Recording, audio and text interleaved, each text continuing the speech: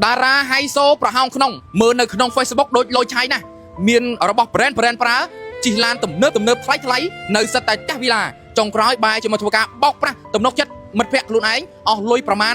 $40,000ជាងនេះជាលុយដែលផ្លូវការហើយលុយក្រៅផ្លូវការហ្នឹង$30,000ជាងទៀតអញ្ចឹងសរុបទៅគឺ$7,000ជាងដោយរត់កិច្ចសមោសូនឈឹងតែម្ដងបងប្អូនមើលទៅឃើញមើលការស្លៀកពាក់សិតតែរបស់ brand ជិះឡានសិតតែទំនើបបាទនៅផ្ទះសិតតែវិឡាហើយមិនគួរណាមកធ្វើការបោកប្រាស់ទំនុកចិត្តមិត្តភក្តិហើយមិត្តភក្តិនេះខំស្រឡាញ់ទុកចិត្តដូចបងប្អូនអញ្ចឹងប៉ុន្តែចុងក្រោយបែរជាមកធ្វើបែបហ្នឹងឥឡូវនេះមិត្តភក្តិអស់ជម្រើសហើយមកប្រកាសនៅក្នុងព័ត៌មាននេះថាប្រសិនបើបងប្អូនបានប្រទះឃើញតារាហៃសូប្រអងក្នុងដូចរូបដាក់បង្ហាញលើព័ត៌មាននេះសូមជួយតាក់ទងមកគាត់ឬក៏ខ្ញុំឬក៏សមត្ថកិច្ចនោះគាត់នឹងជូនកាដូលើកទឹកចិត្តទៅដល់បងប្អូនចំនួន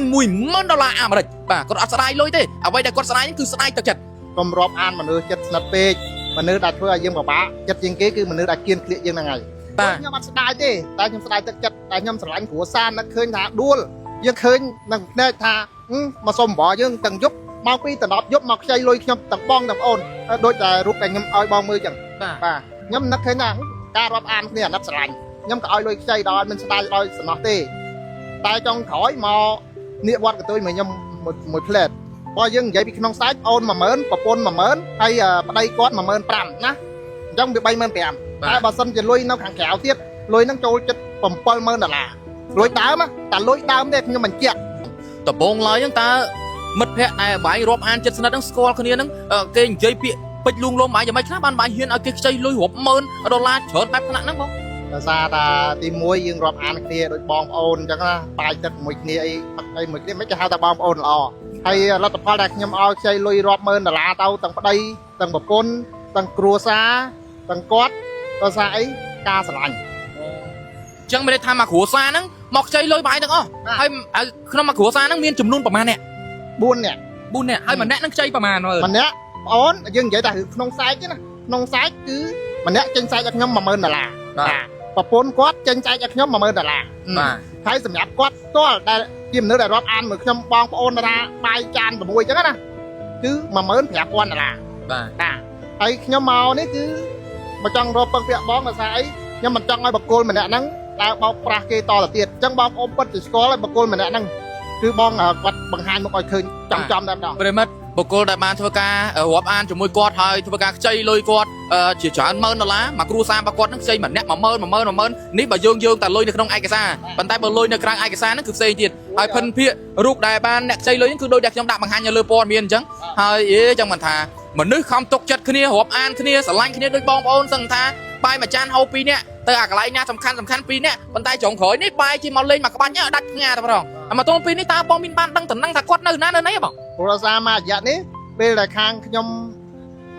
ំចាប់ដើមឲ្យសងលុយគឺគាត់បានទៅរត់កិច្ចពីផ្ទះមិនថាបងមិនថាប្អូនគឺរត់ចេញផ្ទះដែលធ្លាប់នៅដែលយើងធ្លាប់ស្គាល់ធ្លាប់ទៅផឹកស៊ីបាទគឺបានរត់ចេញពីផ្ទះហ្នឹងអស់ហើយបាទអញ្ចឹងសំណុំពរឲ្យបងប្អូនទាំងអស់បើសិនជាបានឃើញបកគលនឹងនៅកន្លែងណាសូមរាយការណ៍ទៅសមត្ថកិច្ចឬក៏តាក់ទងមកខ្ញុំមានរង្វាន់ជូនរហូតដល់តែ$10,000បើសិនជាឃើញនោះប្រិមិត្តណាប្រសិនបើបងប្អូនបានប្រទះឃើញគ្រួសារដែលរាប់អានជាមួយគាត់ហើយមកខ្ចីលុយគាត់ហើយសញ្ញេសាយស្អុយទុកឲ្យគាត់ចំនួនប្រមាណ$10,000នេះបើបងប្អូនបានប្រទះឃើញនៅត្រង់ណាជួយតំណែងមកខ្ញុំក៏បានតាក់ទងទៅគាត់ក៏បានដែរគាត់នឹងមានទឹករង្វាន់លើកទឹកចិត្តចំនួន$10,000បាទមិនធម្មតាទេណាឥឡូវបងមកផ្សាយនេះតើបងមានពាក្យពេចន៍អីដើម្បីទទួលប្រាប់តែគាត់ខ្ញុំជឿជាក់ថាគាត់ក៏មានទូរស័ព្ទដើម្បីមើលព័ត៌មានដែរអញ្ចឹងខ្ញុំផ្ដាំណាបងបើបងឯងបានឃើញព័ត៌មានដែលបងប្រុសត្រូវជាមិត្តភក្តិបងឯងរាប់អានជាមួយគ្រួសារបងឯងមកផ្សាយកន្លែងខ្ញុំបើសិនជាអាចបងមានដំណោះស្រាយរួមជូនគាត់ទៅបងត្រូវដឹងថាប្រទេសមានច្បាប់គ្រួសារមានវិន័យខ្លាចតែបងមិនមែននៅស្រុកខ្មែរទេបើតារាបណាបងនៅក្នុងស្រុកខ្មែរបងធ្វើទង្វើខុសច្បាប់បងខ្ចីគេហើយសញ្ញេសាយស្អុយទុកឲ្យគេបែបហ្នឹងគឺបងល្មើសនឹងច្បាប់បាត់ទៅហើយមិនបំពេញកាតព្វកិច្ចណាទាំងបងត្រូវមានទោសទណ្ឌតាមនីតិវិធីនៃច្បាប់នៃត្រាទីប្រមាណអីប្រមាណបងមើលច្បាប់ទៅគឺបងដឹងច្បាស់ខ្លួនឯងអញ្ចឹងកុំព្យាយាមគេពេកត្រូវរកដំណោះស្រាយជូនគាត់គាត់មិនមែនទៅអ្នកនេះណារាប់អានជាមួយបងឯងដូចបងប្អូនបង្កើតស្រឡាញ់គ្នាបាទបាយមួយចានសឹងតែហូប2នាក់ហើយមានគ្រាលំបាកគ្រាសំណុកសប្បាយមួយគ្នាប៉ុន្តែចុងក្រោយបាយមកលេងអ្នកវត្តកតុយដាក់គាត់អញ្ចឹងអត់យកលុយមកសងខ្ញុំទេអាហ្នឹងយើងឲ្យច្បាប់ចាត់ការតាមវិធានការទៅតាមផ្លូវច្បាប់ទៅឯងបងបា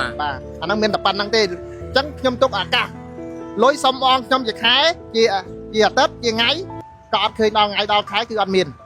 បាទអញ្ចឹងហើយរត់កិច្ចមិនថាប្អូនមិនថាប្រពន្ធមិនថាខ្លួនគាត់គ្រួសារគាត់4នាក់ហ្នឹងគឺរត់កិច្ចពីផ្ទះហើយអញ្ចឹងបើសិនជាបងប្អូនណាបានឃើញរាយការណ៍ទៅសមត្ថកិច្ចឬក៏តាក់ទងខ្ញុំ ខ្ញុំជូនរង្វាន់10000 ដុល្លារដូចខ្ញុំនិយាយខាងមុនមួយបងចឹង ប្រិមិត្តគាត់និយាយម៉ាត់ណាម៉ាត់ហ្នឹងប្រសិនឲ្យតែបងប្អូនប្រទះឃើញតែឃើញថា